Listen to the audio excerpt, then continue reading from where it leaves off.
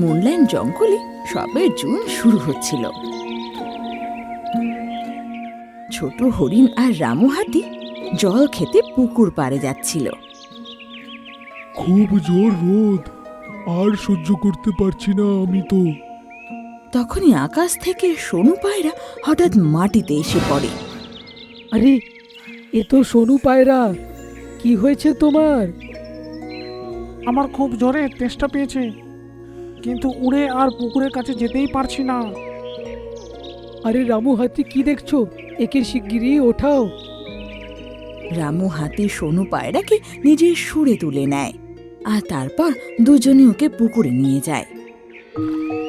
জল খেতেই সোনু পায়রা ঠিক হয়ে যায়, আর ওরা দুজনও মন ভরে জল খায় আর তেষ্টা মেটায়।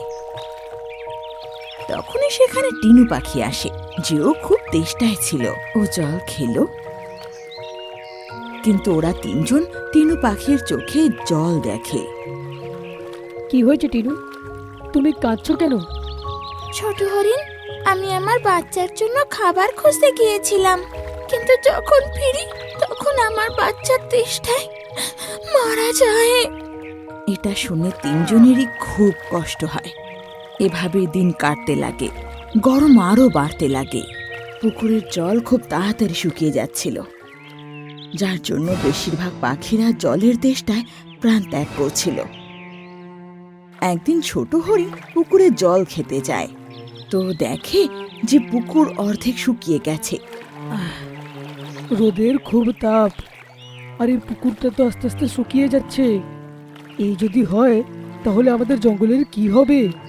ছোট হরিণ গভীর চিন্তায় পড়ে আর এক ফুলের বাগানে গিয়ে বসে। তখনই ও একটা আওয়াজ শোনে। নীলপরি, আমার ইচ্ছে পূরণ করনি তুমি। দেখো এবার কি হয় তোমার সাথে। দুষ্ট মানুষ, আমি তোর সব ইচ্ছে পূরণ করেছি, কিন্তু এখন তুই এমন ইচ্ছে রাখিস যাতে অন্য মানুষের খারাপ হবে। তাই আমি এমন কোনো ইচ্ছা পূরণ করতে পারবো না। না করতে পারলে মরার জন্য প্রস্তুত হয়ে যা। শিকারী এক গর্ত খুঁড়ে সেই বোতল সেখানে পুঁতে দেয়, আর তাতে মাটি ভরে সেখান থেকে চলে যায়। তখনই ছোট হরিণ যেই গর্তের কাছে যায়, ও এক আওয়াজ শুনতে পায়। আমার তো মৃত্যু নিশ্চিত। এই জঙ্গলে আমাকে বাঁচানোর জন্য কেউ আসবে না, না কেউ আমাকে শুনতে পাবে। তারপর ছোট হরিণ নিজের পায়ের সাহায্যে সেই গর্ত খুঁড়তে লাগে, আর বোতল দেখা যেতে লাগে। ভয় পেও না তুমি, ছোট হরিণের থাকতে তোমার কিচ্ছু হবে না। ছোট হরিণ বোতলের ঢাকনা খুলে দেয়, আর নীলপরি বোতল থেকে বেরিয়ে নিজের আসল আকারে চলে আসে, কিন্তু ও উঠতে পারছিল না। কি হয়েছে তোমার?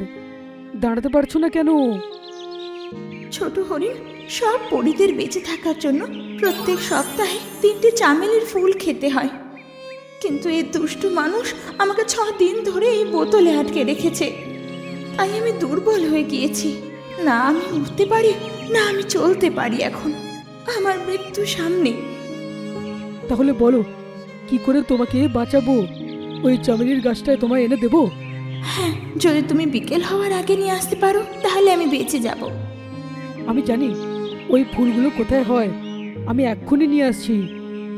ছোট হরিণ তারপর সেখান থেকে চলে যায়।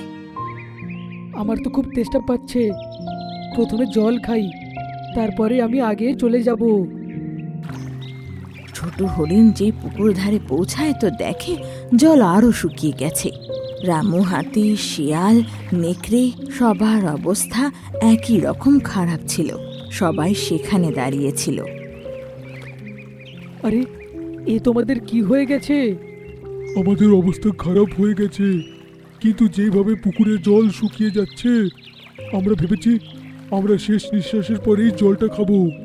যদি না মানি তাহলে বাকি জানোয়াররা তো না খেয়ে মরে যাবে। ঠিকই বলেছ, আমারও তাই মনে হয় যে আমরা এখন মরে যাব, কিন্তু মরার আগে সাহায্য করব। এটা বলে ছোট হরিণ জল না খেয়ে সেখান থেকে চলে যায়। কারণ ও চেয়েছিল যে ওর জন্য যেন পুকুরের জল শেষ না হয়ে যায়। রোদ খুব তীব্র ছিল আর ছোট হরিণ আগের থেকে তৃষ্ণার্ত ছিল, তাই দৌড়াতে ওর বেশ কষ্ট হচ্ছিল। এদিকে নীল পরিও মৃত্যুর জন্য তৈরি। অন্যদিকে জঙ্গলের বাকি পশুরা। এই সময় ছোট হরিণের মাথায় অনেক কথা চলছিল। ও আধ ঘন্টা রাস্তা চলার পর একটা ফুলের বাগানে পৌঁছায়, আর অনেক খোঁজার পর ও শেষমেশ চামেলি ফুল পেয়ে যায়। ধন্যবাদ ভগবানকে যে গাছটা পেয়ে গেলাম। ও চামেলির কিছু ফুল তুলে সেখান থেকে রওনা হয়। এখনো বেশ দুর্বল হয়ে গেছিল, কিন্তু তবু পরীর প্রাণ বাঁচানোর জন্য ও খুব সাহস দেখায় আর ওর কাছে পৌঁছায়। এই নাও নীলপরি, আমি চামেলির ফুল নিয়ে এসেছি। এতে পরী মর্মর আওয়াজে বলে ওঠে, দাও, আমার হাতে দাও।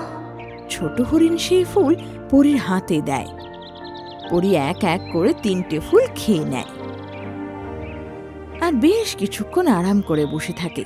ধীরে ধীরে ওর শরীর ভালো হতে লাগে আর সে দুঃখী মুখে হাসি ফুটে ওঠে আরও উঠে দাঁড়ায়। আমি ঠিক হয়ে গেছি, সত্যি, তুমি না থাকলে যে কি হতো। আমি খুব খুশি যে তুমি বেঁচে গেছো। এটা বলে ছোট হরিণও মাটিতে ধপাস করে পড়ে যায়। আরে ছোট হরিণ, তোমার এটা কি হলো? সকাল থেকে জল খাইনি, আর যাতে সবাই ওই পুকুরের জল খেতে পারে তাই জন্যে আমি জলটা খাইনি। এবার আমার প্রাণটা বেরিয়েই যাবে। প্রিয় হরিণ, তুমি খুব পরোপকারী, তাই তোমার আর কোনো চিন্তা নেই, আমি সাহায্য করব। এটা বলে পরী নিজের জাদুই ছড়ি ঘোরায় আর দুজনেই পুকুর পাড়ে পৌঁছায়, যেখানে বাকি পশুরা বেশ খারাপ অবস্থায় পড়েছিল। এখন তো সেই পুকুর পুরোপুরি শুকিয়ে গিয়েছিল। ছোট হরিণ, এসে গেলে ভালোই হলো। সবাই একসাথে আমরা আজ মারা যাব। এমন কিচ্ছু হবে না প্রিয় বন্ধুরা, এটা বলে পরী নিজের জাদুই ছড়ি ঘোরায় আর পুকুর আবার পুরো জলে ভরে যায়, যেটা দেখে সব পশুরা খুশি হয়ে যায় আর মন ভরে জল খেতে লাগে।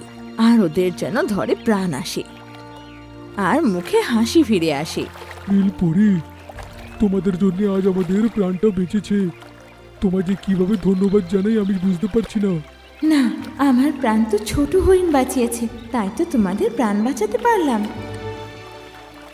ধন্যবাদ বন্ধু, আমরা খুবই ধন্য হয়েছি যে আমাদের জঙ্গলে তোর মতন একটা সদস্য ঘুরে বেড়ায়। ঠিক বলেছ। আর একটা কথা তোমাদের বলতে চাই, এই পুকুর আর কখনো শুকাবে না। সারা দিন জল খেয়ে তোমরা যত জল খরচ করবে, রাতের শেষে সব জল আবার ফিরে আসবে। আরে বাহ, এটা তো মজার কথা। এটা বলে সব পশুরা পুকুরে ঝাঁপ দিয়ে দেয় আর মজা করে স্নান করতে লাগে। ছোট হরিণ আর পরী ওদের দেখে জোরে জোরে হাসতে লাগে।